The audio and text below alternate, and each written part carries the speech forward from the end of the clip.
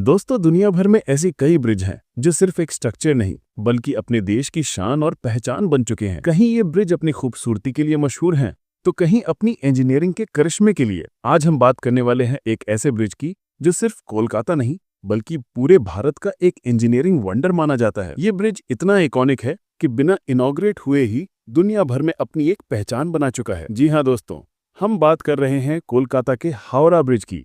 एक ऐसा ब्रिज जो हर दिन हजारों लोगों को जोड़ने के साथ साथ बंगाल की हेरिटेज और ब्रिटिश एरा की इंजीनियरिंग का जीता जागता एग्जाम्पल है। आपको बता दें, कोलकाता और हावड़ा को जोड़ने वाला ये ब्रिज अपनी तरह का दुनिया के कुछ ही ब्रिजेस में से एक है। ये historical bridge second world war का भी गवाह रहा है। दिसंबर 1942 में जब जापान ने कोलकाता पर एयर स्ट्राइक की थी, तब एक बॉम्ब इस ब्रिज से कुछ ही दूर गिरा था, लेकिन ब्रिज को जरा भी नुकसान नहीं हुआ था। तो चलिए दोस्तों, आज के इस वीडियो में जानते हैं आखिर इस इतने बड़े और अनोखे ब्रिज को उस जमाने में कैसे बनाया गया था और इसके पीछे की पूरी कहानी क्या है। How it all began. दोस्तों, पहले के जमाने में कोलकाता और हावड़ा के बीच हुगली रिवर पर कोई ब्रिज नहीं था। उस वक्त लोगों को नदी पार करने के लिए सिर्फ नाव का सहारा लेना पड़ता था, लेकिन वक्त के साथ लोगों की आबादी बढ़ने लगी और नाव से सफर मुश्किल होता गया। खासकर बरसात और बाढ़ के दौरान अक्सर नाव डूब जाती थी और बड़े दुर्घटनाएं होती थी। उस वक्त ब्रिटिश सरकार बंगाल में अपना कंट्रोल और मजबूत करना चाहती थी। उन्हें हर इंपॉर्टेंट जगह तक पहुंचने के लिए एक अच्छा ट्रांसपोर्ट सिस्टम चाहिए था। इसी जरूरत को देखते हुए 1871 में हावड़ा ब्रिज एक्ट पास किया गया और 1874 में सर ब्रैडफोर्ड लेस्ली की निगरानी में एक फ्लोटिंग पॉन्टून ब्रिज बनाया गया। पॉन्टून ब्रिज बेसिकली बड़े बड़े लोहे या लकड़ी के ड्रम से बना होता है, जिससे ब्रिज तैरता रहता है। इस ब्रिज को बनाने में उस वक्त 22 लाख रुपए लगे थे और इसका लेंथ था 1528 फीट और विड्थ था 62 फीट। इस ब्रिज के बनने के बाद लोगों के लिए सफर आसान हो गया और फिर 1906 में हावड़ा रेलवे स्टेशन बनने के बाद ट्रैफिक और भी बढ़ता गया। The plan for a new bridge. Traffic बढ़ने के साथ बंगाल गवर्नमेंट ने डिसाइड किया कि अब एक नया परमानेंट ब्रिज बनाना जरूरी है, लेकिन उस वक्त दुनिया भर में टेंशन्स बढ़ने लगे और आखिरकार वर्ल्ड वॉर 1 शुरू हो गया। ब्रिटिश गवर्नमेंट का पूरा ध्यान वॉर पर था, इसलिए प्रोजेक्ट डिले होता गया। वॉर के बाद बंगाल में पॉपुलेशन और ट्रेड बढ़ने लगे।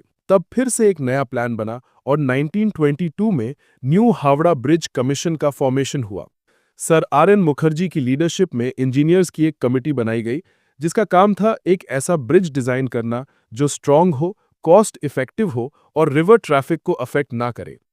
कमिटी ने सर बेसिल मॉट के सजेशन पर डिसाइड किया कि ब्रिज एक सिंगल स्पैन कैंटिलीवर टाइप होना चाहिए, ताकि बीच में कोई पिलर ना हो और शिप्स इजीली निकल सके। वर्ल्ड वॉर 2 के दौरान जापान ने कोलकाता पे अटैक करने की कोशिश की। उन्होंने हावड़ा ब्रिज को टारगेट बनाया, लेकिन ब्रिज को कोई नुकसान नहीं हुआ। ये एक तरह से इंजीनियरिंग की जीत थी। आखिरकार 1943 में ब्रिज पब्लिक के लिए ओपन कर दिया गया। सबसे पहले इस पर से एक ट्रैम गुजरी थी, उसके बाद हजारों लोग रोजाना इससे गुजरते थे। आफ्टर इंडिपेंडेंस, वक्त के साथ ट्रैफिक बढ़ता गया और 1993 में ब्रिज पर ज्यादा लोड होने के कारण ट्रैम्स का चलना बंद कर दिया गया।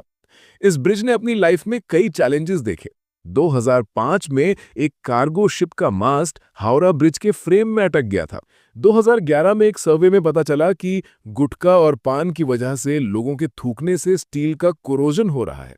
तब स्टील के पिलर्स को प्रोटेक्ट करने के लिए फाइबर ग्लास कोटिंग लगाई गई। कंक्लूजन। तो दोस्तों, ये थी कोलकाता के मशहूर हावड़ा ब्रिज की कहानी। एक ऐसा ब्रिज जो इंजीनियरिंग के साथ साथ कोलकाता की रूह बन चुका है। आज भी ये ब्रिज हर दिन 1 लाख से ज्यादा व्हीकल्स और लाखों पेडेस्ट्रियंस का लोड संभालता है, बिना किसी सेंट्रल सपोर्ट के। अगर आपको ये वीडियो पसंद आई हो तो चैनल को लाइक, शेयर और सब्सक्राइब जरूर करें और कमेंट सेक्शन में लिखकर बताएं आपके शहर का सबसे मशहूर ब्रिज कौन सा है। मिलते हैं नेक्स्ट वीडियो में एक और इंटरेस्टिंग कहानी के साथ। धन्यवाद।